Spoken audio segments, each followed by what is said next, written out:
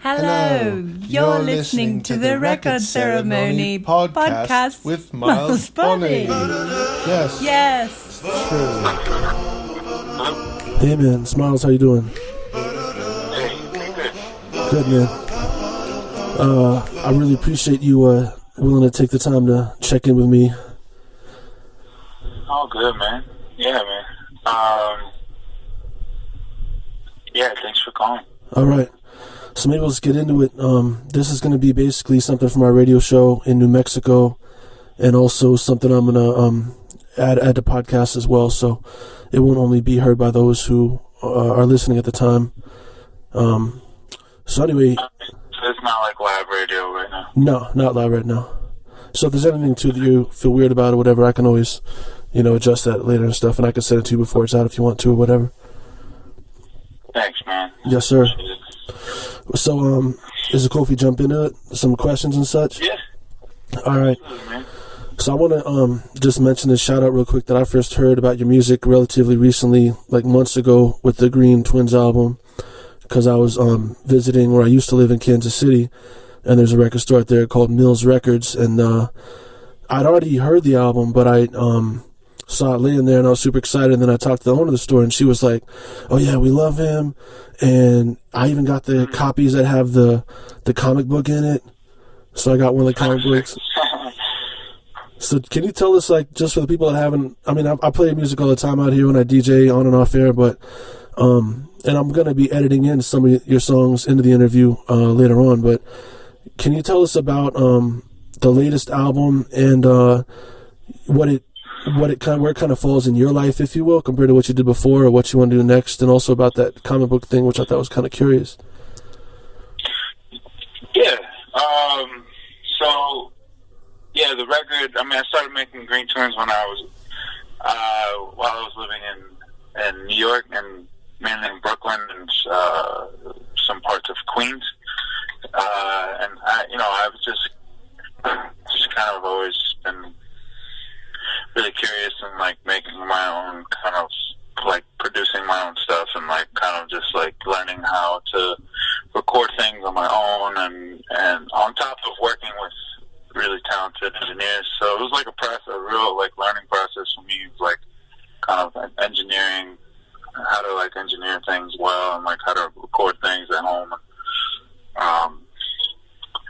And things just kind of have developed in a way where, and then there's also a lot of like emotional kind of like connection that I have with like a lot of the songs are reflecting about, like there's some kind of surreal kind of like subconscious kind of like dream kind of context of what I'm talking about on the record, like things that I've like I would remember dreams and stuff, and I would just write them down. Yeah, that's awesome. I recently just went through all my notebooks from like since like 2009, and I've been actually had to like mark like all these different like dreams that I've written down. Wow. And there's actually like 4 of them were like things that I wrote about for the record. So it's like, it's just like different kinds of like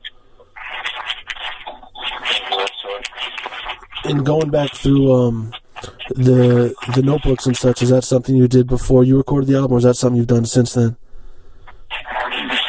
And since then. Yeah.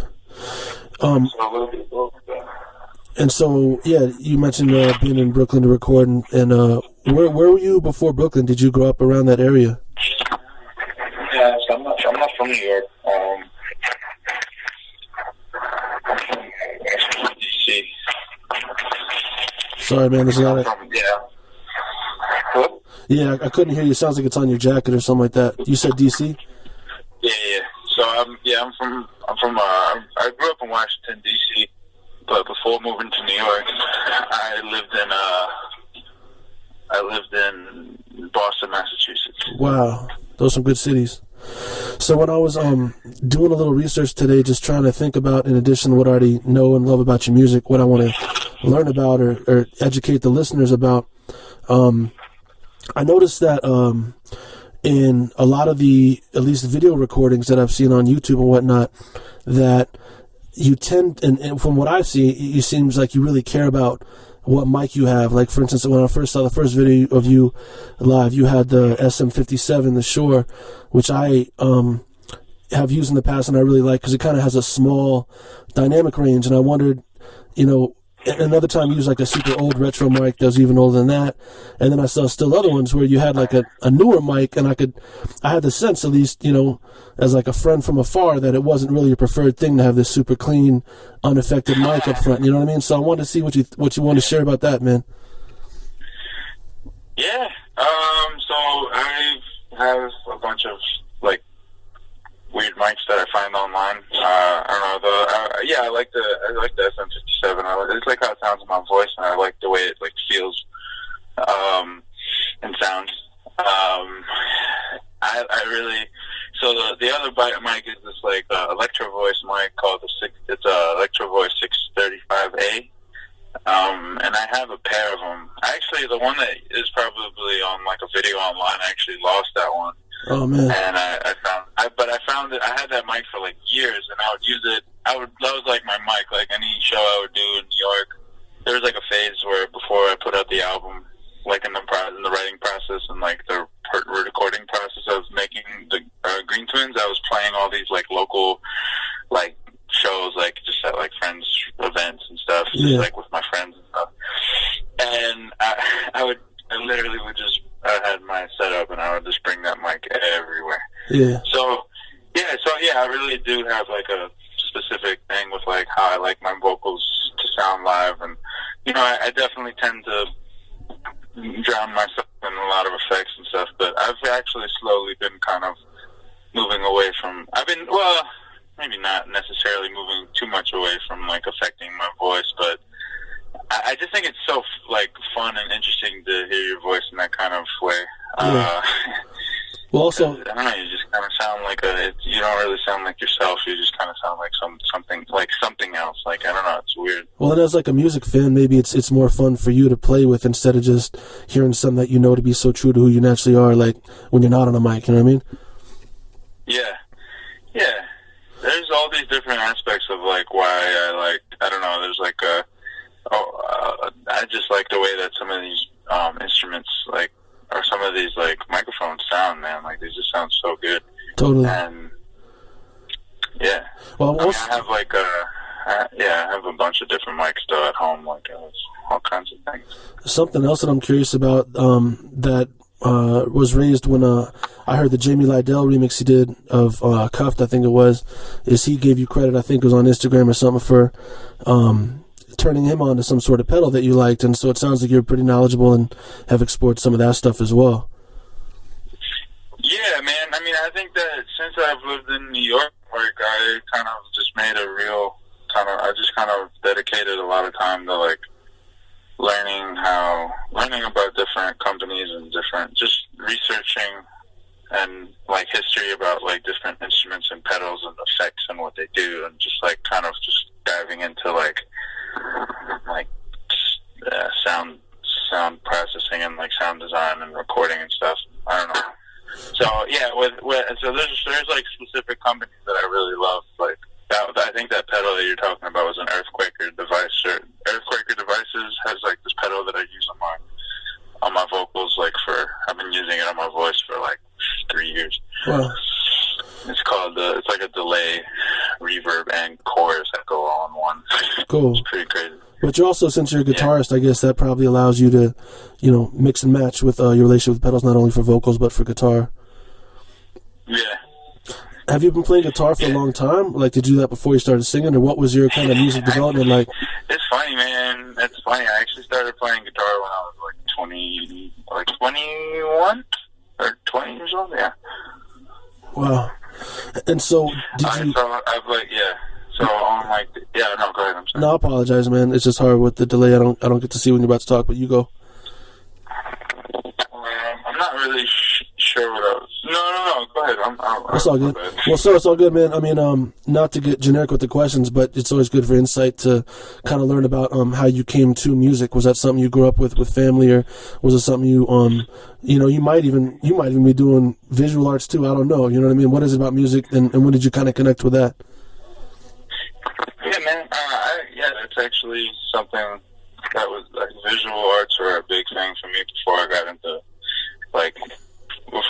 writing songs and playing piano and singing and stuff. I was really into visual arts, and I started getting into music, like learning instrument. Like I started learning teaching myself piano, and trying to sing songs and stuff when I was like 17, and since then, so that's like 10 years. So since then I've just been really trying to figure out just trying to push myself in the sense of like my ability of like what I can actually articulate on my instrument, on like my instruments, because I don't necessarily see my, even though I'm not like virtuosic, or like I don't know, I'm not like super shreddy on guitar, but I have kind of small self-taught kind of way. I understand. And sorry, man, I'm not sure what that. I think everybody kind of goes through that phase that learns guitar. It's such a cool instrument because you can learn pretty like generic, like standard things, but then you can really it's so like there's so much that you can explore on guitar. So it's a really cool instrument. Something else I learned about through listening to other interviews you've done, and such as just kind of how you came at music, like you mentioned as a teenager, which I kind of forgot when I asked the question a minute ago. But what I want to ask is because I do a lot of work in the community with teenagers, and specifically people who might be homeless or in state custody or involved in the justice system or whatnot. And what I was curious about is, as someone like yourself who, was just kind of living your life as a teenager, but something about music at that age became something that you wanted to focus on. Is there anything you suggest about, how adults could help better support people who are at those stages of frustrated in life as younger people, to allow that as an outlet or to help them pursue an outlet? Any thoughts about that, or looking back, what would have been helpful for you, something like that? Well, I think that the whole aspect of just letting somebody kind of explore something creative is important, and it's something that, especially our young people, and all of us who are a little older and can look back at those times, and we can do what we're doing now, which is reflecting on how we can maybe better like the environment for young people to kind of explore themselves and explore and expand their mind in like this institutionalized way of learning that kind of restrains a lot of kids from being creative, restrains kids from or like kind of looks down upon and doesn't fund many, and kind of there's a lot of like programs that are being cut in a lot of public school systems and a lot of public school curriculums and stuff. And I think I felt really lucky in that sense, because for me personally, I think a lot of it comes from home too. Like I think I've had friends that like their parents didn't really like, they were just like, don't waste your time on something like that. Like it's not going to make money. You got blah blah blah. Just in the arts in general, like dance, visual arts. So I was lucky because both my parents have like some kind of music. Yeah, they're musically inclined and they play guitar and sing. So when they started seeing me get into that, especially my situation as a young person, like I think high school and middle school is a very difficult time for young people in general. And I'm not sitting here. I know that there is like a spectrum of like how some kids have a lot more privilege than others, and there's that whole spectrum of like just having a thing, and I was lucky that I had that. And on top of like I was also in like a special ed from 2nd grade to 10th grade. All right. So I had like a lot of challenges in the sense of like being in school, and so for me, like music was really like I got like just listening to it was always a big thing for me. Like I always loved music. I had like a Walkman. I had a bunch of cassettes when I was like in middle school and stuff. And like, and that's crazy because I think about that now and I'm like, you know, I see like little 5-year-olds with iPhones or iPads on the train and stuff. And I'm like, right. Yeah, just that whole. But going back to this, going back to your question, I mean, to give some personal kind of like experience with this kind of what you're saying, I think like I was lucky because my community kind of like they showed me and they were supportive.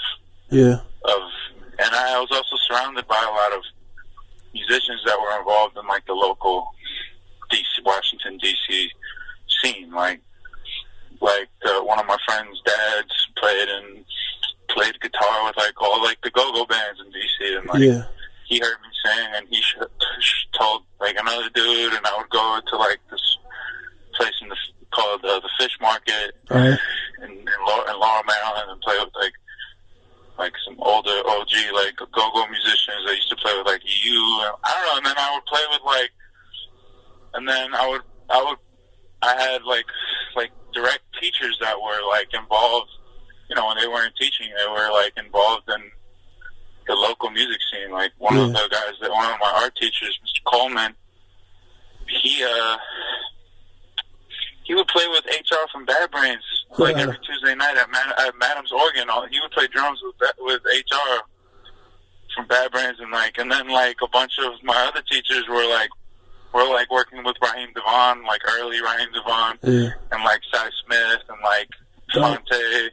Yeah, man. You know, and like all these singers, like all these like incredible people and they put me on to so much stuff. So I was lucky, you know. That's dope. But and I sucked at piano when I started playing around them. Like I was really bad at all of it. Like I was really bad at singing. I sounded like I sang from my throat. Like I was like, but I just had this like real. I mean, like obviously like there was just that kind of like curiosity and that kind of, and I think that for anybody to shame or to like suppress that in a young person is doing them an injustice. I think. I mean, it's like I think that we need to be supportive of young people to have to express themselves, you know, in any way that they feel necessary. And if they feel like they want to do music or rap or sing or fucking make beats or whatever, like, or dance or work on cars or draw murals, anything, like, or write poetry, do slam poetry, do like, let them do it. Yeah. You know, it's important, and it's, I don't know. Yeah. But I think, like, but there is, like, again, going back to, like, the spectrum of, like, the foundation that some young people don't have.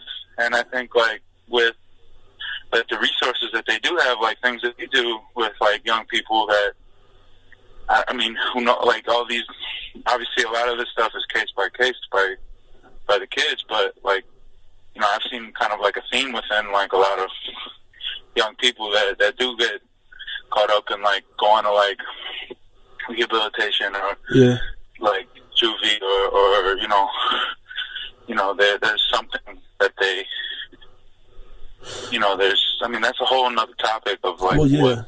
If I could jump in on that real quick, and we'll move on from the subject because I really appreciate everything you said and you definitely covered it. But to that point, like when I think about some of the folks I work with, you know, they might be like, you know, barely 20 or, you know, 17, whatever. And my experience in trying to encourage them, because I also came from a very supportive family, especially creatively, but it's like this, the confidence isn't there. You know, it's like if you grew up with someone telling you, if not telling you anything, you know what I mean? If you're homeless or if, the kid got the street, your mom's, hooked on drugs, then, for me to say, here's a beat machine, let's hit these pads and, see what it sounds like is even kind of stretched because I'm realizing how far it might seem for them to realize that they could not only do that well, but I could actually benefit them. And so I guess that's my struggle in trying to get these things in front of kids real quick without it being a real long process that it might need to be. You know what I mean? Yeah. I mean, I've also done work I was working at, this program, in Boston we went to a couple different sites it was with mainly teenage boys, that were, it was like juvie. It was like a form of, it wasn't called juvie. It was like, some sort of rehabilitation, but it was basically like jail. It was like, it's like lockdown group home or something. Exactly. And I would volunteer every Monday for a year, and every single one of these kids was musically inclined some way. And it was just incredible because on Mondays that was the day that they would all want to get involved with it was their music day, and they were just so excited because the rest of the day it was the rest of the week was just kind of not this. And I just found that a lot of these young folks were, really I think I feel like a lot of them were really not bad kids, man. They're just they just got caught up in some stupid situation and in some unfortunate situation that doesn't reflect on them as a person. I think they're, I don't know. Yeah, I hear you, man. That's also case by case, I think. But, yeah. Well, I appreciate it, man. Moving forward, first of all, thank you so much for creating and sharing and releasing the music you do. With that, the comic book that came out on select versions of the Green. So is that? Tell me the story behind that, because I looked at it, but I wasn't sure about the context. You know what I mean? Yeah. So my friend Benjamin, Julia, and I, we made that together. I asked Ben a while ago to draw. So basically, I had this whole concept of writing out green twins as but every letter is some kind of form of a building or a person or and just kind of make. So that's what he drew, and that's on the cover of the little zine. And then the rest of the collages, he basically designed all these collages. We did it together, but he did the actual physical copy and pasting and cutting and stuff on Photoshop. But yeah, he's one of my good friends. He actually has this incredible band called IGBO. They're called Igbo. All right. They're like a funk band from New York. And yeah, we've torn together and we've been on tour together, and he's just my homie. And there's just we just kind of just hanging out and just made this thing and just let our didn't really, obviously we give it a lot of thought, but not we weren't too meticulous about how we were just this looks good here. Yeah. I like that. I like this. It was all just kind of a gut intuition kind of thing. Do you know about how many of those comic book things they came out with? Yeah, they really made like 250 of them. That's what I was gonna guess. That's wild. Yeah, that's cool, man. Real quick, also moving forward, you're about to hit the road again, right? You got some tours lined up. Yeah. We're playing. We're going on tour all of October in the U.S. and then we're doing a whole month in November in Europe. Nice, in man. the UK. Awesome. Yeah. I'll read off the dates when I add it on later in the conversation. I guess lastly, man, you're doing so many different things. You got tons of in-studio recordings, and I know you're working on music. And, what is it like? Where do you kind of feel like you're at now, and how does it feel to you? And what would you like to see happen in the future that's You know, do you have any visions of things you'd still like to see happen for yourself, or are you just kind of riding it, or what are you feeling? Yeah, I mean, right now, I'm focusing on how to. I'm just trying to reapproach my whole like approach of songwriting. Yeah. And I'm just trying to put. I'm just in the studio and at home. I have a home studio that I work out of a lot, and I honestly am just exploring again, and it feels good. I mean, I'm just working on music with my friends. Like, I'm getting a lot of my friends on like, I don't even know what it is. It has no real, like, it obviously is something that it could be like a potential next album, but I don't really, it's just like, I'm just having fun recording stuff and trying to get better at recording and trying to get better at writing songs. So, nice, man. But I guess I see myself getting like, yeah, I guess I'm just kind of writing. Like, we're still working a lot on, like, we're still in the process of like sharing this new record. Obviously, like, we've been doing it, but I'm going to be on the road, and I guess I'll say this, like, I think I'm just really trying to take care of my mental health and my physical health, because I guess I've gotten caught up in the mentality of like, kind of like killing yourself slowly in your mind to like create art, and I kind of I'm like negating that, and I'm like getting that out of my system. I'm trying, at least, because it's kind of like one of those things that I'm not trying to. I feel like that's just very self-destructive, and that's another thing. If anyone is listening, like, it's about, obviously, like, making art or making music is something that is so up in the air, and there are not a lot of, like, guidelines or rules to, like, how you should do it, but it's very, like, individualized, and I think it's, but for me, what's been working, what I've been trying to really push myself in is, like, just trying to really take care of myself and not go into like that deep hole of like I've been through a lot of, like, a few phases of my life where I've been extremely depressed, and I don't feel that way right now. So I'm trying to just take care of myself. So that's great, man. I'm happy to hear that.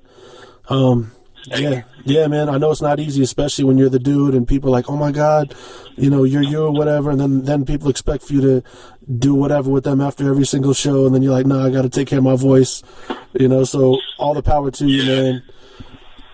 Yeah, thanks, man. I love what I do. Like, I really am, but I still feel like I'm brand new to this. I feel like I'm learning how to do it well and how to, like, take care of myself simultaneously, like how to perform well. And it's just, it's fun, man. It's a good challenge, Awesome. Well, thanks again, man, for your time, and safe travels. Any last words for the people out there? Anything at all on your mind? Just spread love often. Just be well. Like, just, man, listen, there's so much negativity and so many horrible things happening, and maybe try to find some kind of act of kindness or something to do for someone else. I don't know. I'm in the process of trying to organize with some friends, like, some kind of, supply, fund, like, gathering supplies for, like, hurricane and earthquake victims. I don't know. Just be mindful that there's a lot of people that have it worse, and there's and just love everybody. Don't underestimate anybody. Yeah, man. Well, thank you, Nick. Yeah. Have a wonderful day, man. I appreciate it. Hopefully we'll talk again. Hey, thank you very much, man. Thank you for the conversation, and I appreciate it. Be well. Yes, sir. Have a good day. Thank you. Bye. There it is. What a dude.